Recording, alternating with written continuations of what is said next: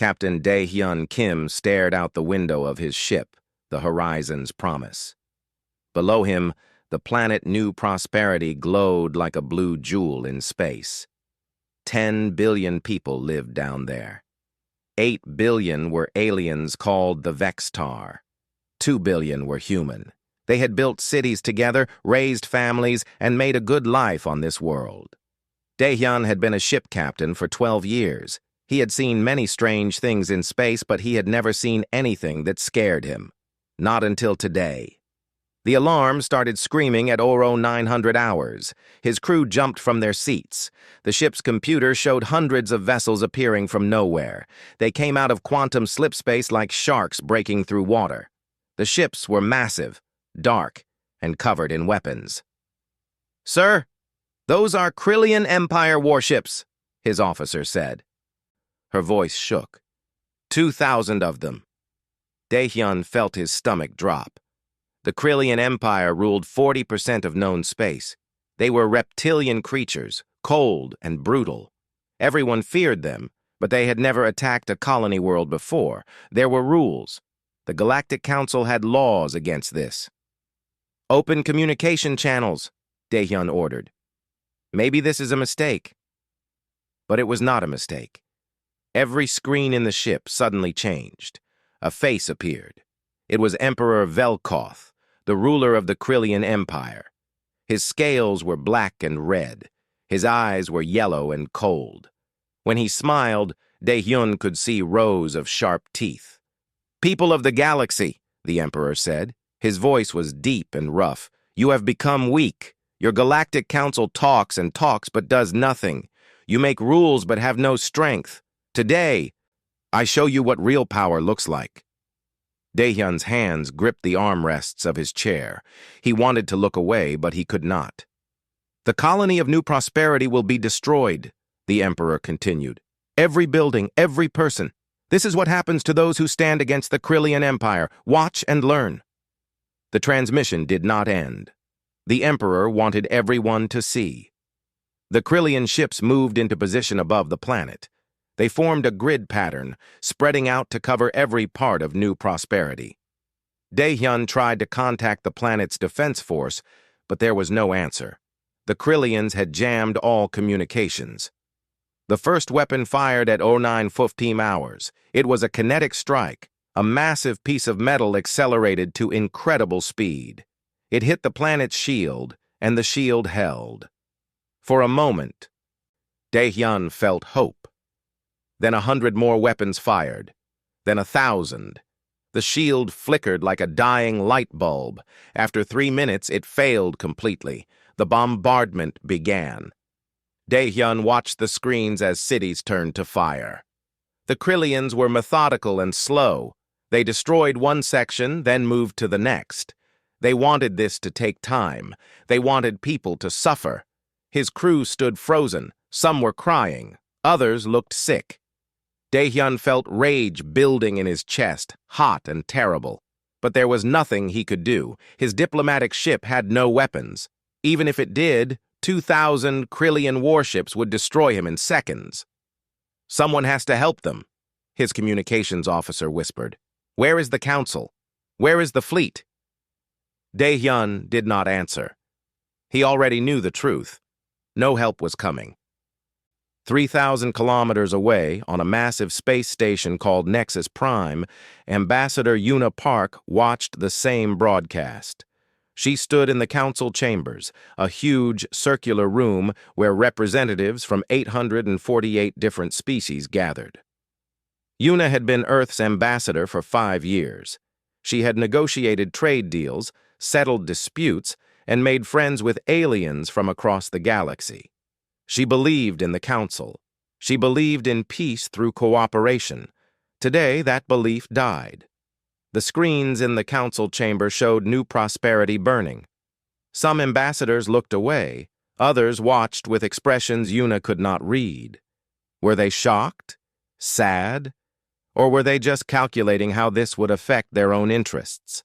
The council leader, a floating jellyfish-like creature called a Morvian, finally spoke. "This is a tragedy," it said through its translator. We must respond. What does the Council propose? Economic sanctions, said the Heptarch ambassador. Several others agreed. Una stepped forward. Her voice cut through the murmuring. Sanctions? 10 billion people are dying right now and you want to impose sanctions? The Heptarch turned its multiple eyes toward her. What would you have us do, human? Start a war? Yes, Una said simply. Send the fleet. Stop this massacre.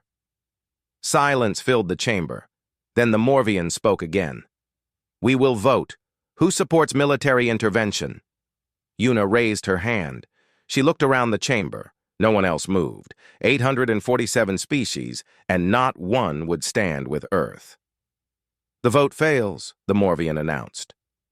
We will proceed with economic sanctions. Una felt something break inside her. These were not her allies. They were cowards. Back on the Horizon's promise, the bombardment continued. It had been 6 hours. Daehyun's crew had stopped watching the screens. They could not bear it anymore. But Daehyun forced himself to watch every second. He memorized the faces of the victims shown in the broadcast. He counted the cities as they fell. He wanted to remember this. He wanted to never forget what the galaxy's leaders had allowed to happen. At 1500 hours, it ended. New prosperity was gone. The planet's surface glowed red with heat. Nothing moved. Nothing lived. 10 billion souls had been erased from existence. Emperor Velkoth appeared on the screens one last time. Let this be a lesson, he said. The age of weakness is over. The Krillian Empire will take what it wants and no one will stop us. The transmission ended. Daehyun sat in his captain's chair for a long time. His hands were shaking. His crew looked to him for orders, for comfort, for something that made sense of this horror. But he had nothing to give them. His communication console beeped. It was a priority message from Earth, encrypted and marked urgent. Daehyun opened it. The message was from Admiral Minho Choi, the commander of Earth's entire defense force. It was short, just 4 words. Prepare Protocol Omega immediately. Daehyun felt his heart skip. Protocol Omega was a myth, something whispered about in military academies late at night. It was the option that was never supposed to be used. The plan that assumed all diplomatic solutions had failed. A second message followed. This one was longer. Captain Kim, return to Earth immediately. Tell your crew nothing. What happened today changes everything. The Council voted for sanctions. Earth votes for war. Every ship, every weapon, every soldier, all of it will be used. No restrictions, no mercy, no surrender. The galaxy will learn what happens when you make humans choose between justice and peace. We choose justice. Daehyun read the message 3 times. Then he deleted it and stood up. Helm, set course for Earth, he said quietly. Maximum speed. Sir? His officer asked. What about our mission here? Daehyun looked at the screen showing New Prosperity's burning corpse. Our mission just changed, he said. We're going home, and then we're going to war. As the Horizon's promise turned away from the dead world, Daehyun made himself a promise. Every single person who died today would be avenged. He did not know how. He did not know when. But he knew it would happen. Humanity had been patient. Humanity had been peaceful. Humanity had followed the rules. Not anymore. The silence started on a Tuesday. Ambassador Una Park walked into her office on Nexus Prime and began packing her things. She had spent 5 years in this room, meeting with alien diplomats, negotiating treaties, and building friendships. Now she was putting everything into boxes like it meant nothing.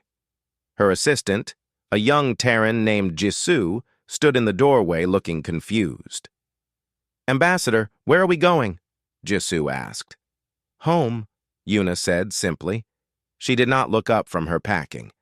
But the council meeting tomorrow, there won't be a council meeting. Not for us. Una sealed the last box and finally met her assistant's eyes. Earth is withdrawing from the Galactic Council. Every human diplomat, every representative, every observer, we're all going home. The order came from the president an hour ago. Jisu's eyes went wide. But we can't just leave.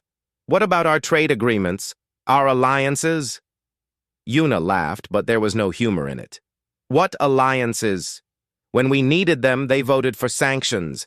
Sanctions against an empire that just murdered 10 billion people. That's not an alliance. That's a joke. Within 48 hours, every human had left council space. Embassies were closed. Trade ships returned to Earth. Even the scientists at joint research stations packed their equipment and departed. The galaxy had never seen anything like it. Then came the silence. Earth stopped answering communication requests. The Sol system went dark, no transmissions in or out. Ships that approached were turned away by automated defense platforms. Even friendly species who tried to check on humanity received the same message. Access denied. Do not approach. On the third day of silence, the Krillian Empire issued a statement. Emperor Velkoth appeared on public broadcasts, looking smug. The humans have learned their place, he announced. They know they cannot challenge the mighty Krillian Empire. They hide in their little solar system like scared children. Good. Let them stay there. But behind Earth's wall of silence, something very different was happening. Agent Jiwoo Kang sat in a dark room deep beneath Earth's surface. Around her, holographic displays showed intelligence data from across the galaxy. She had been Earth's top spy for 7 years, running networks that the Council never knew existed. "Show me the data again," she told her team. The displays changed. They showed communication intercepts, financial transactions, and travel records. All of it pointed to the same conclusion. The Council knew, Jiwoo said quietly. They knew the Krillians were going to attack New Prosperity 3 days before it happened. Her second-in-command, a man named Quan, nodded grimly. 12 species received advance warning from Krillian sources. They said nothing. 3 of them actively helped by providing intelligence on the colony's defenses. Which 3? Quan pulled up images.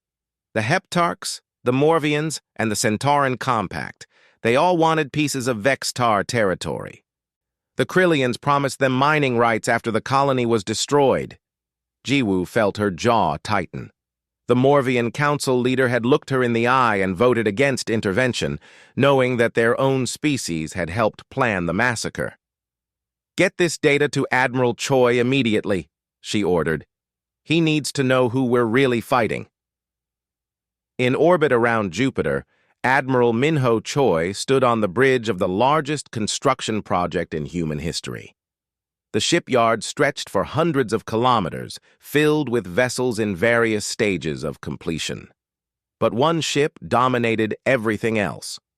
The UAD's Retribution was 3 kilometers long and shaped like a spear. Its hull was made from materials that did not exist in nature, quantum-forged alloys that could withstand temperatures hotter than stars.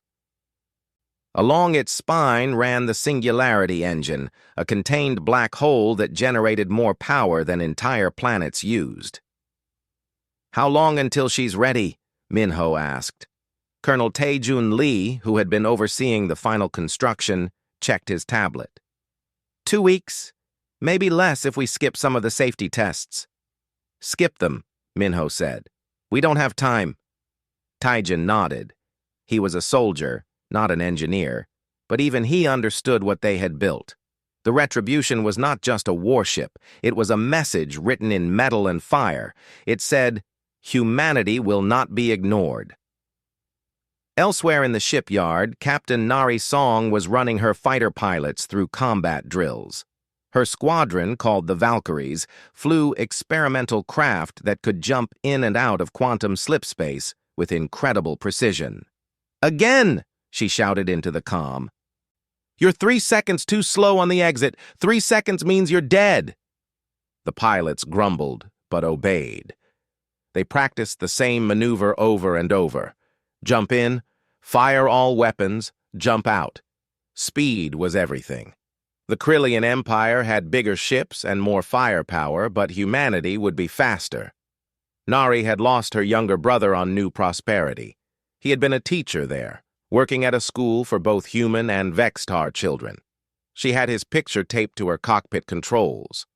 Every time she flew for him.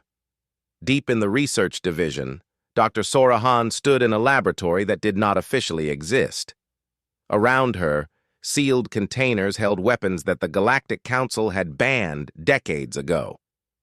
"Show me the nanoplague results," she told Professor Hyunwoo Nam, her lead researcher. Hyunwoo pulled up a simulation.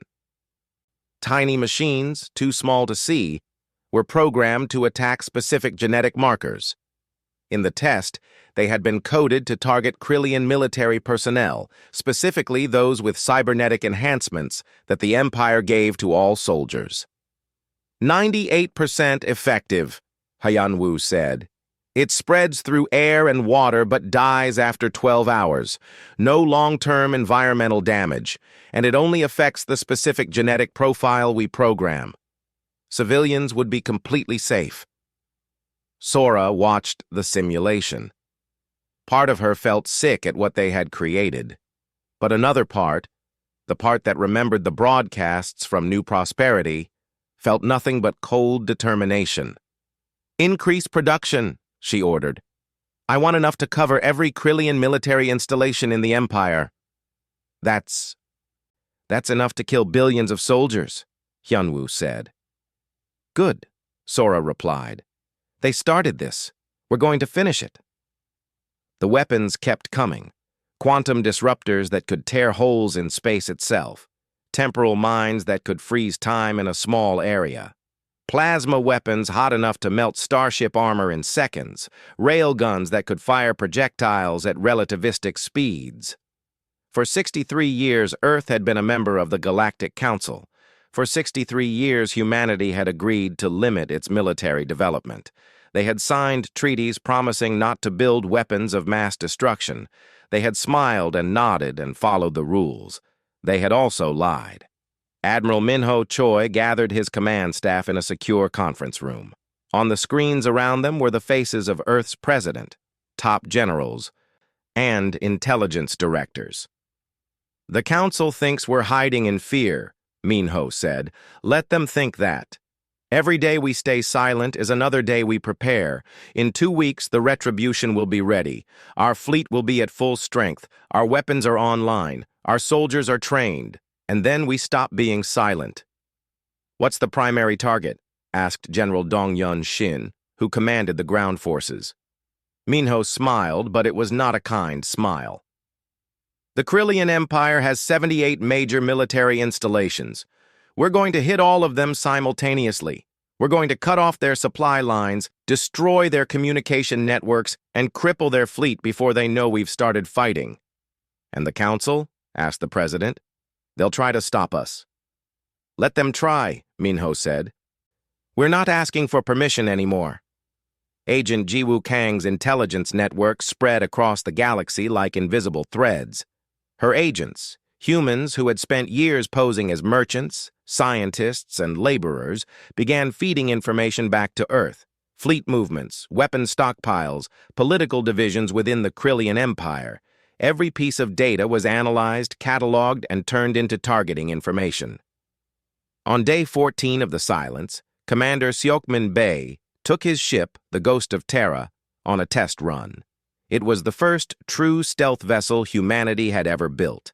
Using a combination of quantum phase shifting and electromagnetic dampening, it was completely invisible to every known scanning technology.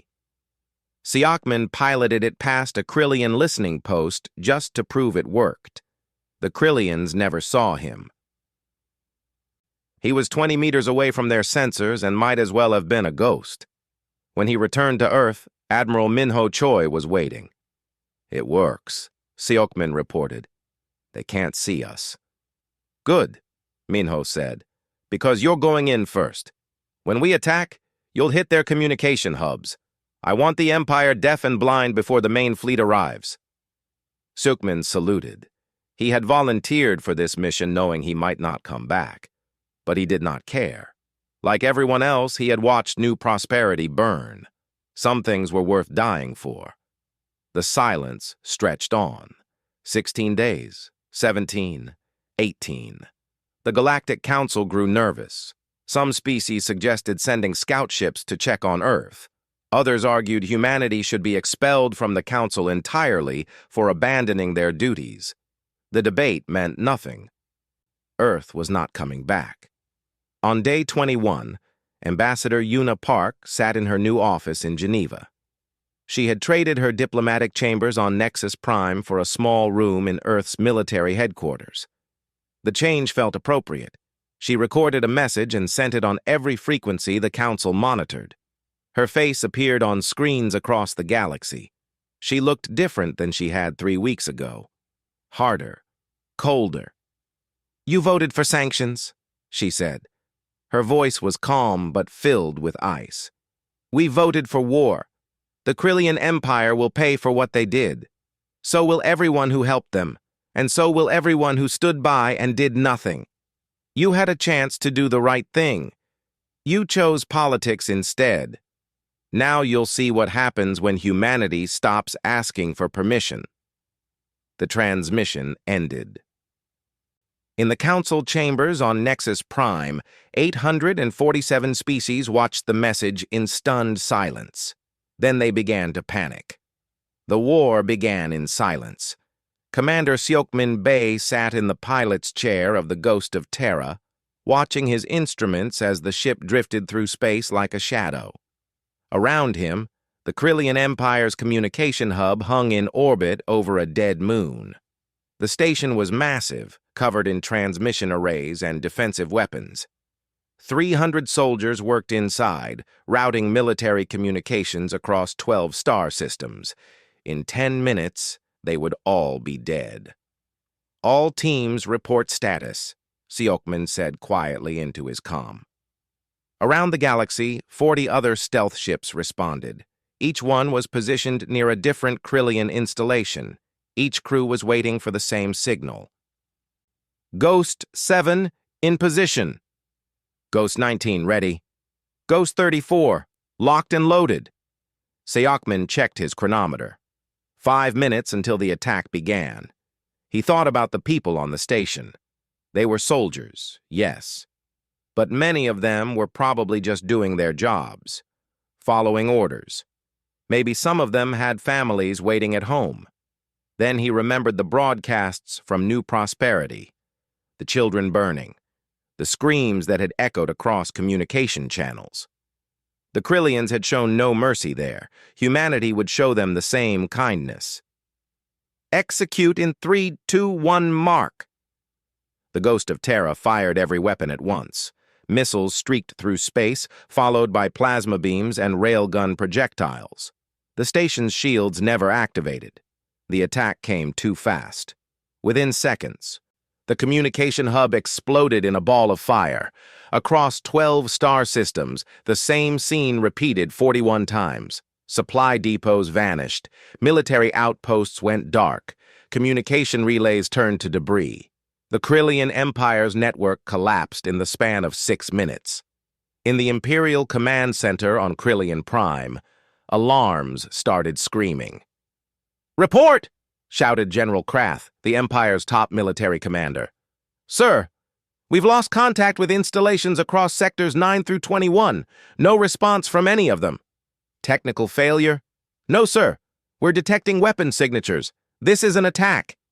General Krath felt his scales prickle with alarm. "From who? The Council finally grew a spine?" The technician looked terrified.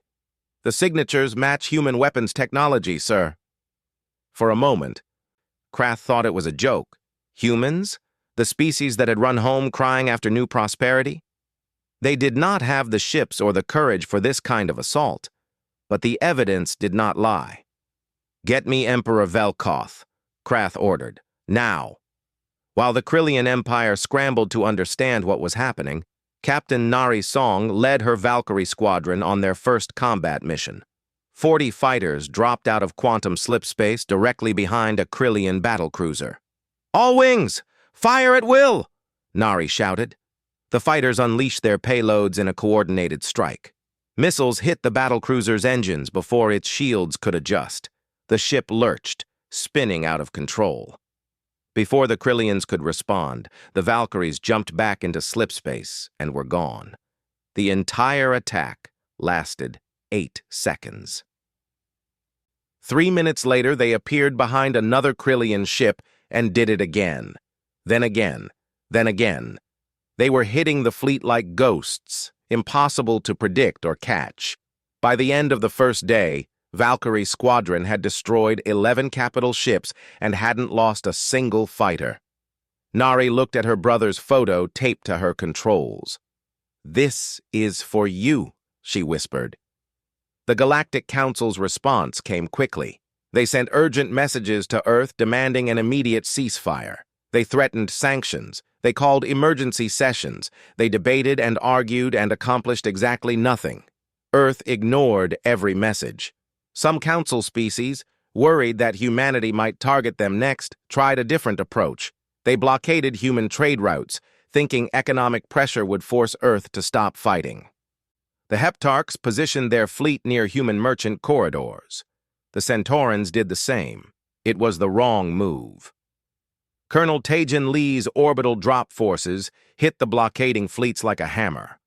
Transport ships appeared in the middle of enemy formations, launched tens of thousands of armored soldiers directly at alien vessels, and then vanished before defense systems could lock on. The soldiers boarded the ships in vacuum, cutting through hull plating with plasma torches. The aliens inside were not prepared for close combat. Most surrendered within minutes. "Secure the bridge," Taejun ordered as his team moved through a Heptarch cruiser. "Non-lethal force only. These aren't the enemy. They're just idiots who got in our way." By the end of the week, Earth had captured 47 alien vessels intact.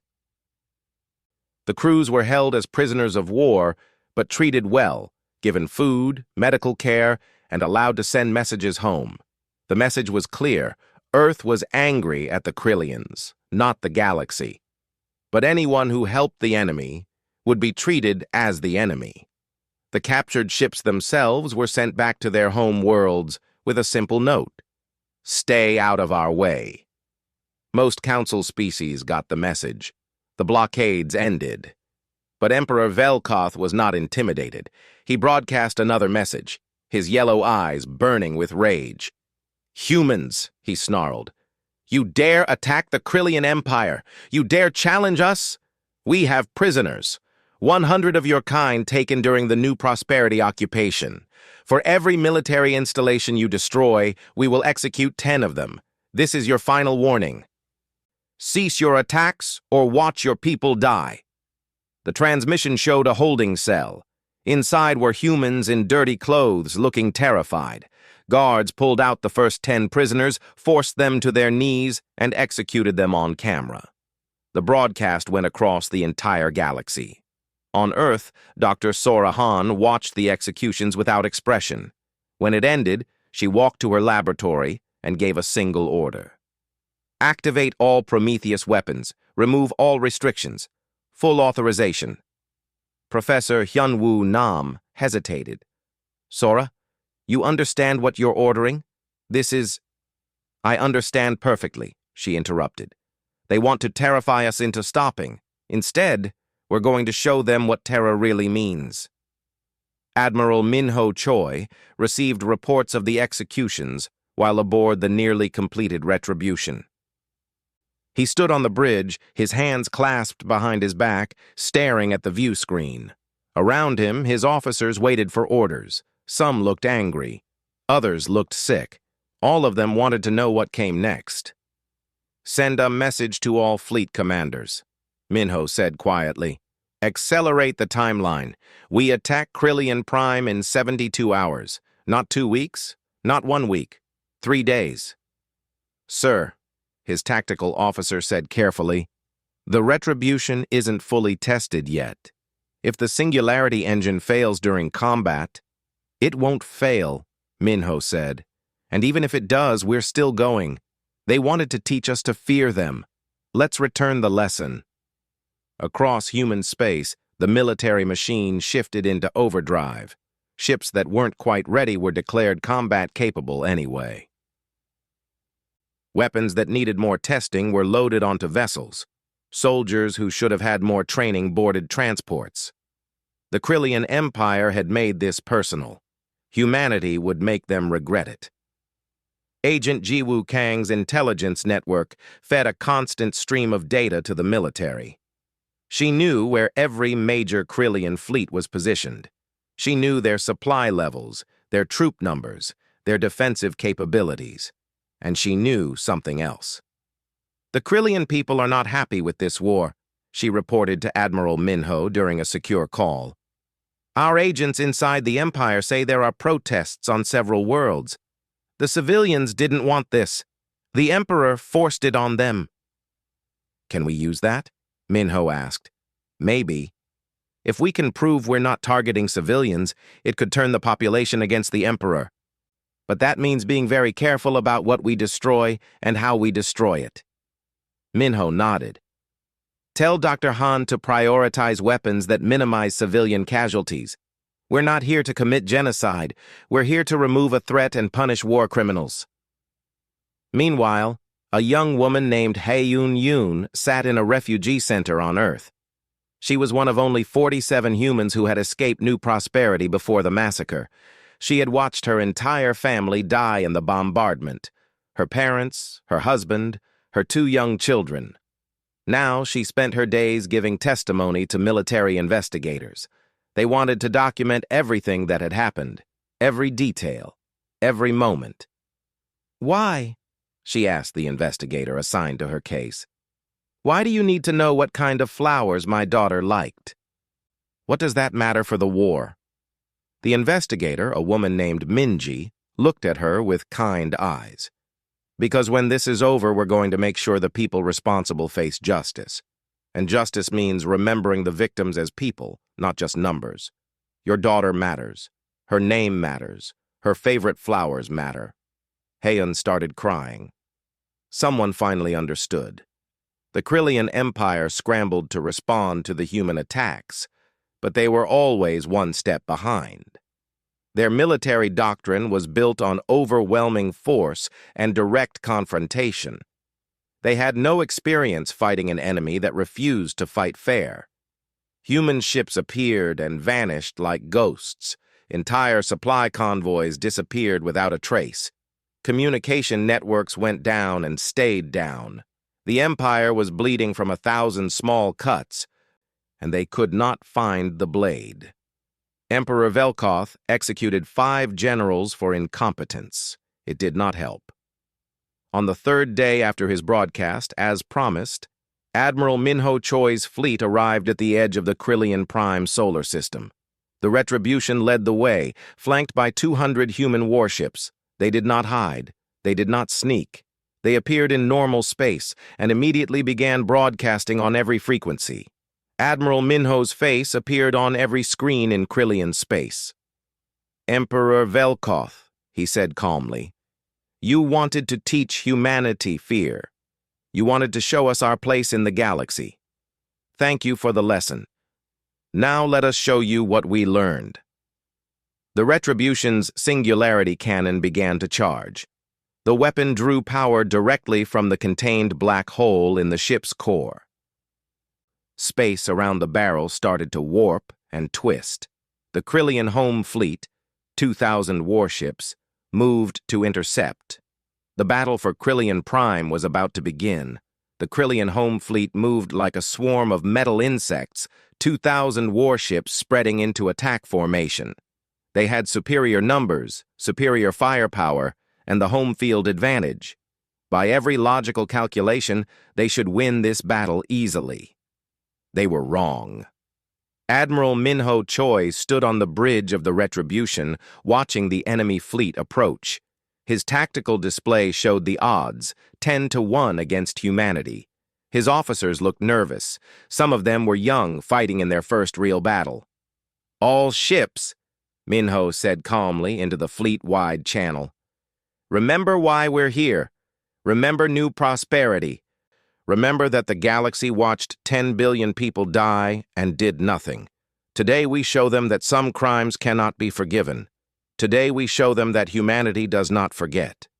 He paused, then added quietly, "Fire at will." The Retribution's singularity cannon fired its first shot. The weapon tore a hole in space itself, creating a brief rupture in reality. The beam hit a Krillian battlecruiser at the front of their formation. The ship simply ceased to exist, not destroyed, not exploded, but erased from existence as if it had never been there. The Krillian fleet faltered. They had never seen a weapon like this. "Fire again!" Minho ordered. The singularity cannon needed 30 seconds to recharge between shots, 30 seconds where conventional weapons took over. Human railguns fired projectiles at a percentage of light speed. Missiles crossed the distance between fleets in seconds. Energy weapons carved through the darkness. The Krillians returned fire with everything they had. Their plasma cannons could melt asteroids. Their missiles carried warheads powerful enough to crack planets. The space between the two fleets became a storm of fire and death. But humanity had one advantage the Krillians did not expect. They were willing to get close. Captain Dae-hyun Kim, now commanding a frigate squadron, led his ships directly into the Krillian formation. Most species fought at long range where big ships had the advantage. Humans fought like wolves, darting in close where their superior maneuverability mattered more than raw firepower. "All ships focus fire on the lead dreadnought," Dae-hyun ordered. "Target their shield generators." 6 frigates concentrated their weapons on a single point. The Krillian dreadnought's shields flickered and failed. Before it could recharge, the Retribution's singularity cannon fired again. The dreadnought vanished into nothingness. While the battle raged in space, another attack was happening that the Krillians could not see. Jinho Park sat in a cramped room aboard a stealth ship, his fingers flying across holographic keyboards. He was Earth's best hacker, and right now he was doing something unprecedented, breaking into the Krillian military network while they were distracted by the space battle. "I'm in," he announced to his team. "Accessing defense platform controls now." Around Krillian Prime, automated defense satellites that were supposed to protect the planet suddenly turned their weapons on Krillian ships. Chaos erupted in the enemy fleet as they found themselves being shot by their own defenses. "Command network is compromised," shouted a Krillian officer on one of the ships. "Someone is controlling our systems." But by the time they figured out what was happening, Jinho had already locked them out of their own network. The defense platforms kept firing at Krillian vessels, guided by human intelligence. On the surface of Krillian Prime, Dr. Minji Kwan's nanoplague was deployed. Tiny delivery systems, no bigger than grains of sand, dispersed into the atmosphere. They were programmed with extreme precision. Target only Krillian military personnel with cybernetic implants. No civilians, no children, only soldiers. Within 2 hours, the Krillian military began to collapse. Soldiers fell unconscious as the nanomachines shut down their cybernetic systems. Officers who relied on neural implants for tactical data found themselves blind and confused. The military infrastructure fell apart like a house of cards. But unlike at New Prosperity, no one died. The nanoplague was designed to incapacitate, not kill. When Krillian soldiers woke up hours later, they would find their implants permanently disabled, but themselves alive and healthy. General Dong-hyun Shin led the ground assault. His troops came down in drop pods, landing in precise formations around military installations. They moved fast, securing weapon depots and command centers before the confused Krillian forces could organize resistance. "Remember," Dong-hyun told his troops over the comm, "we're here for military targets only. Any civilian who surrenders is to be treated with respect. Anyone who raises a weapon dies. Those are the rules." His soldiers followed orders perfectly. They had trained for months specifically for this. When Krillian soldiers tried to fight, they were put down with ruthless efficiency. When they surrendered, They were treated as prisoners of war, disarmed, secured, but not harmed. The contrast with New Prosperity could not be more clear. The Krillians had massacred everyone. Humanity was being surgical. Back in space, the battle was turning into a rout. The Krillian fleet had lost over 600 ships. The human fleet had lost 23. The mathematics of warfare had changed. Quality and tactics had beaten quantity and power. Captain Narisong's Valkyrie squadron darted through the chaos, hunting Krillian command ships. They had learned to identify which vessels held high-ranking officers by their communication patterns. Every admiral they killed made the enemy fleet more disorganized. "Target acquired," Nari called out. "It's a fleet command carrier. That's where their leadership is coordinating from." "Take it down," responded the squadron's tactical coordinator. The Valkyries jumped into position around the massive carrier, 40 fighters against a ship 3 kilometers long. The carrier's point defense systems activated, filling space with defensive fire. 2 Valkyrie fighters were hit and destroyed instantly, but the other 38 got through. They fired everything they had at the carrier's bridge section. Missiles, plasma bolts, railgun rounds, all concentrated on one small area. The carrier's armor held for exactly 4 seconds. Then it crumpled like paper. The ship began breaking apart. Inside, Krillian officers scrambled for escape pods. Most made it out. Some didn't. Nari watched the carrier die and felt nothing. These were the people who had given the orders at New Prosperity. They deserved worse than this. On the planet's surface, something unexpected happened. Krillian civilians began coming out of their homes. They did not attack the human soldiers.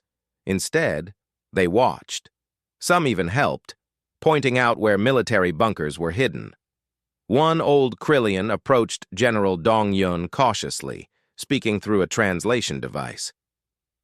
"Are you here to kill us all?" the civilian asked, his scales gray with age. Dong-Yun looked at him directly. "No. We're here to stop your military from committing more atrocities. If you're not a soldier, you're safe." The old Krillian's eyes widened. "But Emperor Velkoth said you would massacre us. He said humans were monsters who wanted revenge." "He lied," Dong-Yun said simply. "We want justice, not genocide. There's a difference." Within hours, Krillian civilians were spreading the word. The humans were not killing everyone. They were only targeting the military. Children were safe. Families were safe. The Emperor had lied to them. Protests began in the streets. Krillians who had lost family members in the Emperor's endless wars joined Krillians who simply wanted peace. They marched toward the Imperial Palace, demanding answers. Inside his fortress palace, Emperor Velkoth watched his empire crumbling. His fleet was destroyed. His military was incapacitated. His people were turning against him. Everything he had built was falling apart. "Broadcast to all channels," he ordered his remaining loyal officers. "Tell every Krillian soldier to fight to the death. No surrender. We show these humans what true warriors look like." But almost no one listened. The soldiers had seen what happened to their comrades who fought. They had seen that humans offered fair treatment to those who surrendered, and they were tired of dying for an emperor who had brought this disaster on them. Agent Jiwoo Kang's operatives had been working inside the palace for weeks, posing as servants and technicians. When the order came, they acted with perfect coordination. They disabled the palace's shield generators. They unlocked secure doors. They led human strike teams through secret passages. Within 20 minutes, Special Forces soldiers were inside the Emperor's throne room. Emperor Velkoth stood surrounded, his guards unconscious from stun weapons. He reached for a pistol, but Colonel Taejin Lee was faster. The weapon flew from the Emperor's hand. "It's over," Taejin said. "You're under arrest for war crimes, genocide, and crimes against sapient beings." Velkoth laughed bitterly. "You cannot arrest an emperor. I have diplomatic immunity under Galactic Council law." "The Council protected you," Taejin agreed. "We don't care what the Council says anymore." They put the Emperor in restraints. and led him out of the palace. Outside, thousands of Krillian civilians had gathered. When they saw their emperor in chains, something shifted in the crowd. Some cheered. Some cried. All of them realized that the old order was truly over. The Battle of Krillian Prime lasted 8 hours total. When it ended, the Krillian military had effectively ceased to exist. The empire that had controlled 40% of known space was broken. But unlike what the Krillians did at New Prosperity, the planet still stood. Cities were intact, civilians were alive. Children played in the streets the next day, strange as it seemed. Admiral Minho Choi broadcast a message to the Krillian people from the Retribution. Your military threatened to kill human prisoners if we did not stop fighting. They executed 100 innocents to make their point. We responded by destroying your military while sparing your civilians. Remember this difference. Remember who kills without mercy and who shows restraint. Remember who commits genocide and who seeks justice. Across Krillian space, billions watched the broadcast. They saw human soldiers giving medical care to wounded Krillians. They saw human engineers helping repair civilian infrastructure. They saw that humanity had been angry enough to destroy their military, but controlled enough to spare their people. It was not what their emperor had told them to expect. On Earth, survivor Haeun-yoon watched the broadcast with tears streaming down her face. Justice had been served. The people who had killed her family were defeated. And yet, somehow, humanity had managed to do it without becoming monsters themselves. "Thank you," she whispered to the screen. "Thank you for remembering that we were people, not just numbers. Thank you for making them pay without losing yourselves." Ambassador Yuna Park prepared for the next phase. She had a meeting scheduled with the Galactic Council. This time, she would not be asking for their help. She would be demanding they answer for their complicity, and she would not be going alone. She would be bringing Emperor Velkoth with her. In chains. The Galactic Council chamber had never been so quiet. Ambassador Yuna Park walked down the central aisle, her footsteps echoing in the massive space. Behind her came 2 human soldiers, escorting a prisoner in energy restraints. Emperor Velkoth shuffled forward, his once proud scales now dull and dirty. The being who had ordered the death of 10 billion now looked small and pathetic. 848 species filled the chamber. Some ambassadors looked away in shame. Others watched with barely concealed fear. All of them understood that something fundamental had changed in galactic politics. Yuna stopped at the center speaking platform. She did not bow. She did not show respect. She simply began talking. 3 weeks ago, I stood in this chamber and asked for help. 10 billion people were being murdered on live broadcast, and I begged you to intervene. You voted for sanctions, economic sanctions, against an empire that was committing genocide. Her voice was calm, but everyone could hear the anger beneath it. You told us military action was too extreme, too aggressive. You said the Galactic Council believed in peaceful solutions. She paused. Where was that peaceful solution when the kinetic strikes began? Where was it during the 6 hours of bombardment? Where was it when children burned alive in their schools? The Morvian Council leader tried to speak. Ambassador Park, we understand your anger, but... No, Yuna interrupted. You don't understand. You can't understand. Because if you truly understood what happened, you would have acted. But you didn't act. Some of you did worse than nothing. She activated a holographic display. Data filled the air, communication intercepts, financial transactions, meeting records. All of it pointed to the same conclusion. 12 species received advance warning that the Krillian Empire would attack New Prosperity. They said nothing. 3 species, the Heptarchs, the Morvians, and the Centauran Compact, actively assisted by providing intelligence on the colony's defenses. They helped plan a genocide because they wanted mining rights to the ruins. Chaos erupted in the chamber. The three named species immediately began denying the accusations. Other species shouted demands for proof. The council leader tried to restore order and failed. Agent Jiwoo Kang, watching from the observation gallery, allowed herself a small smile. The plan was working perfectly. Tear down the old order first, then build something better. Yuna waited for the noise to die down. When it didn't, she simply started talking again, her voice cutting through the chaos. Earth is formally charging these three species as accessories to genocide. We demand they face the same justice system that will try Emperor Velkoth. We demand accountability. The Council does not recognize your authority to make such demands, the Council leader protested. Then the Council is irrelevant, Yuna said flatly. Humanity will pursue justice with or without your permission. The only question is whether you want to be part of the solution or the problem. For the first time in Galactic Council history, a member species had openly defied the body's authority. No one knew how to respond. While the Council argued preparations were underway for the trial, Admiral Minho Choi had insisted it be done properly, with full legal procedure and rights for the accused. Humanity wanted justice, not revenge. The trial was held on Nexus Prime, but in a newly constructed court facility, not the council chambers. The prosecution team included lawyers from 15 different species, including several Krillians who wanted to see their former emperor face consequences. Survivor Haeyeon Yoon took the stand on the third day of the trial. She had been chosen to represent all the victims because she could speak calmly, even through her grief. My daughter's name was Nabi, she told the court.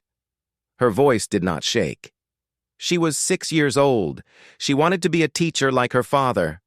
On the morning of the attack, she asked me if she could bring flowers to her teacher. I said yes.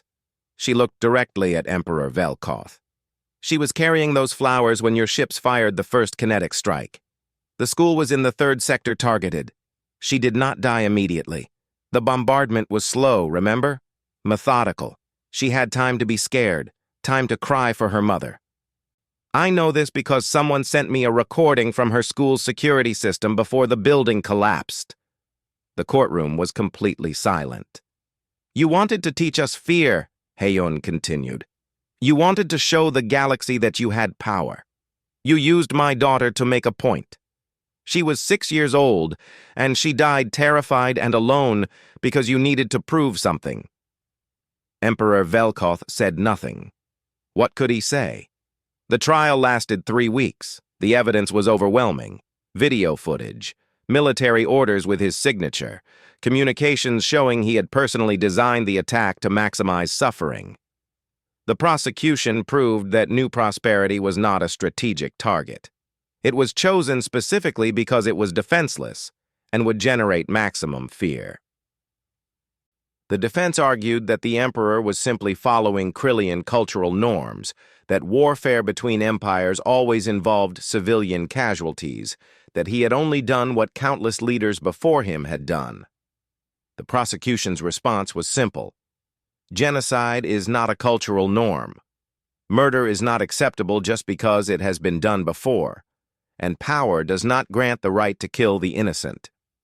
The verdict came on day 21.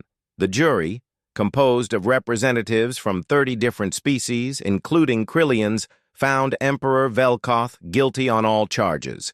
The sentence was life imprisonment. No execution, no torture, just permanent removal from society. Humanity wanted to prove they were better than their enemies, even at the end. But the trial was only part of the larger change happening in the galaxy. Dr. Sora Han and Professor Hyunwoo Nam presented Project Reconciliation to the Council. It was an offer to share defensive technologies with species that could not protect themselves. Force field generators, point defense systems, early warning networks. We learned something during this war, Sora explained to the assembled ambassadors. Power without the willingness to use it is meaningless, but power without restraint is monstrous. We're offering you the tools to defend yourselves. What you do with them is your choice. Some species accepted immediately. Others were suspicious, convinced humanity wanted something in return. They were wrong. Earth wanted nothing except a galaxy where new prosperity could never happen again. Captain Nari Song found herself in an unexpected new role: instructor. Species from across the galaxy sent their best pilots to train with the Valkyrie Squadron. Nari taught them everything she knew about combat flying, small unit tactics, and the importance of speed over raw power. One of her students was a young Krillian pilot named Kesh. His father had been a general who died in the Battle of Krillian Prime. He could have hated humanity. Instead, he wanted to learn from them. "Why did you spare our people?" Kesh asked Nari one day after training. "You had the power to destroy us completely. Why didn't you?" Nari thought about her brother, the teacher who died on New Prosperity. She thought about the children he had taught, both human and Vextar. "Because being able to destroy something and choosing to destroy it are different things," she said. "Your emperor chose destruction. We chose justice. That's the difference between us." Colonel Taejin Lee's forces became the foundation of a new galactic peacekeeping organization. Species that had been oppressed by the Krillian Empire asked for help establishing their own defense forces. Taejin's soldiers trained them, not to conquer, but to protect. The three species accused of complicity in the New Prosperity massacre eventually faced consequences. The Heptarch's government collapsed when their people learned what their leaders had done. The Morvian Council leader resigned in disgrace. The Centauran Compact paid massive reparations to survivors and issued a formal apology. It was not enough. Nothing could ever be enough. But it was accountability, and that mattered. Ambassador Yuna Park proposed the Accountability Accords to the Galactic Council. The proposal was simple but revolutionary. Any species committing genocide would face immediate intervention by a coalition force. No votes, no debates, no politics, just action. The debate lasted for months. Many species worried it would be abused. Others argued it violated sovereignty. Some said it gave too much power to the military. Yuna's response was always the same. Would you rather have a system that sometimes acts too quickly, or a system that watches 10 billion people die and does nothing? Eventually, the accords passed by a narrow margin. The galaxy had changed. Slowly, reluctantly, but it had changed. The Krillian Empire was formally dissolved. Its territory was redistributed to the species the Krillians had conquered and oppressed over centuries. Former slave worlds became independent nations. Species that had been forbidden from developing technology were given resources to rebuild. Earth claimed nothing. Not one planet, not one mining right, not one strategic advantage. The galaxy noticed. "Why?" asked a Vextar diplomat during a reconstruction meeting. "You won the war. You could take whatever you want. Why are you giving it all away?" General Donghyun Shin, who now oversaw reconstruction efforts, shrugged. "We didn't fight for territory. We fought because what happened at New Prosperity was wrong. Taking spoils of war would make us conquerors. We're not interested in conquering. We're interested in making sure this never happens again." Captain Dae-hyun Kim returned to New Prosperity 1 year after the massacre. The planet was still dead, its surface scarred and lifeless. But humanity had built something there. A memorial covered the entire equator, a wall of black stone stretching for thousands of kilometers. Carved into it were 10 billion names, every person who died, every life that was lost. Each name included their age, their occupation, and a brief description of who they were. Nabi, age 6, student, loved flowers and wanted to be a teacher. June, age 34, engineer, built bridges and told bad jokes. Hana, age 72, grandmother, made the best kimchi in the colony. On and on the names went. 10 billion people remembered not as statistics, but as individuals who had lived and laughed and loved. Every human ship that passed the planet was required to sound a bell. 10 billion times. It took weeks to complete. Crews took shifts, maintaining the tradition. Each ring was a promise. We remember. We will always remember. Ambassador Una Park stood before the memorial during the dedication ceremony. Thousands had gathered. Humans, Vextar, even some Krillians who wanted to honor the dead. The galaxy tried to forget these people, Una said. They voted for sanctions and thought that was enough. They wanted to move on, to pretend this tragedy was just an unfortunate event in history. We refused to let them forget. She paused, looking at the endless wall of names. This memorial will stand for 1,000,000 years. Long after we're gone, long after our empires have risen and fallen, these names will remain. And anyone who looks at this wall will know what happened here. They will know that 10 billion people died. They will know that the galaxy did nothing. And they will know that one species decided that was unacceptable. Admiral Minho Choi stood in his office on Earth, looking at a picture of his daughter. She had been a doctor on New Prosperity, running a clinic that treated both humans and aliens. She had believed in the Galactic Council, in cooperation, in peace. She had been wrong about the Council, but she had been right about peace being worth fighting for. A message came through on his terminal. It was from Agent Jiwoo Kang. Intelligence suggested that another empire in a distant sector was considering aggressive expansion. They had seen what happened to the Krillians and thought they could do better. Minho looked at his daughter's picture one more time. Then he sent a simple response. Monitor the situation. If they attack civilians, we respond immediately. No warnings. No negotiations. They get one chance to do the right thing. If they choose violence, we choose justice. The message was clear. Humanity had learned its lesson. Hope for peace, prepare for war, and never ever let genocide go unanswered. Outside his window, the orbital shipyards were busy, not building weapons of conquest, but vessels of exploration, science ships to study distant stars, medical ships to help worlds in need, trade ships to connect species in commerce. But each ship had weapon systems installed, defensive shields at full strength, crews trained in combat. Because humanity had learned another lesson, too. Peace is not the absence of strength. Peace is having the strength to defend it. The galaxy was different now. Not perfect, not ideal, but better. And if anyone forgot what happened when peace was abandoned, they only had to visit New Prosperity, stand before that wall of 10 billion names, listen to the bells ringing, and remember,